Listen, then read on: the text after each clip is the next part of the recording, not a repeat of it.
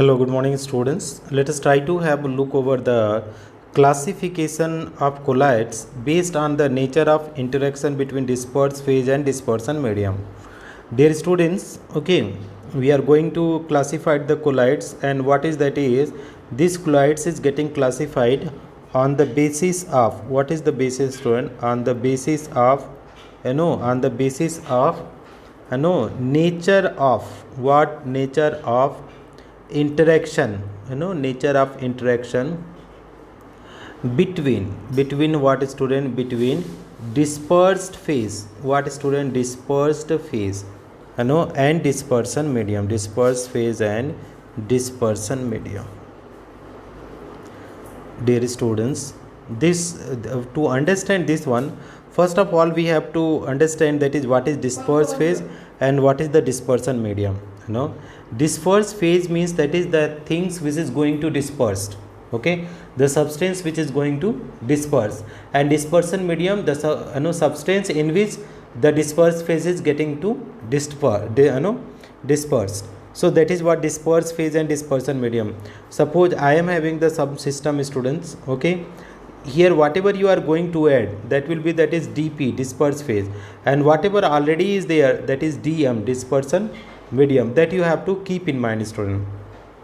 Let us try to understand, student, lyophilic salt. The first point which we have to understand, that is lyophilic salt. So what are the lyophilic salt? If great affinity exists, between the dispersed phase and dispersion medium, it is called the lyophilic salt. What, student? If great affinity exists between the dispersed phase and the dispersion medium, it is called lyophilic salt. Okay, these are called solvent loving colloidal solution. These are called solvent loving colloidal solution. The first point which we have to understand, student, what they are saying, that is, if great affinity exists between dispersed phase and dispersion medium, it is called lyophilic salt. Great affinity, it means whatever that is, suppose anything is there, student, dp and dm, okay, so if it is, that is, association is taking place, association, okay, so it is, what is philic means what, student? Loving. Philic means loving. So what the topic you are saying is, student? Lyophilic. Philic means loving. So if they great affinity between solvent, okay, that is what is called, that is the lyophilic salt. These are called solvent loving colloidal solution. Okay, next, high molecular weight carbon compound form the lyophilic salt. Okay, that is again point, very important point. High molecular weight carbon compound are called lyophilic salt. Okay, next, these are stable and cannot be coagulated easily. So whatever the lyophilic salt are there, student, they are the stable. So that is example they are saying, that is example, high molecular weight, high molecular weight carbon compound, right? So high molecular weight carbon compound, they are saying that is lyophilic. Like this is the starch is there, glucose is there, okay, glucose you cannot say, starch you can say, proteins you can say, amino acid, okay, amino acid, these all are the lyophilic. They are the high molecular weight carbon compound, so they have a greater affinity with the solvent like water, so they are the lyophilic colloids. Okay, next point, they are very stable and cannot be coagulated easily. So if you are adding the, that is starch in the water, it is not going to collide, students. Okay, next, an important characteristic of these salt is that if the dispersion medium is separated from the dispersed phase, say by evaporation, this salt can be reconstituted by the simply mixing the dispersed phase with the dispersion medium. That is why these are called also reversible salt. For example, starch solution, aqueous protein solution, polymer solution, these all are coming under the same categories, students, right? So what I am saying, student, suppose we are having the lyophilic, okay, what I am saying is, student, lyophilic salt. So lyophilic salt, if you are heating, that is evaporated, evaporated. So if it is evaporated, So no solvent will be there, student, no solvent, or you can say that is dispersion medium. But again if you are adding water, so again it will give the sol. So that is what, this is the reversible. Okay, lyophilic salts are what, student, that is the reversible. Now let us come for the lyophilic salt. So if there is low affinity existing between dispersed phase and dispersion medium, it is called lyophilic salt.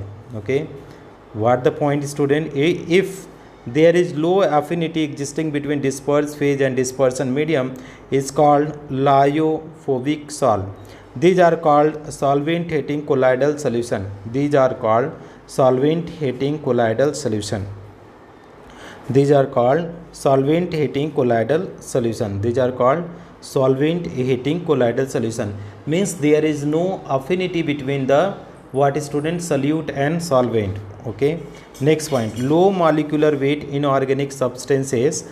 Low molecular weight inorganic substances form the lyophilic salt. So inorganic substances mean like that, metal like that, gold is there, Au is there, platinum is there, silver is there. They all are what, student? They have, firstly, they have no great affinity with the solvent molecule, and they are the inorganic substances. These are not very stable. They are saying these are not very stable. These are not very stable. It means these are not very stable, means lyophilic salts are not very stable.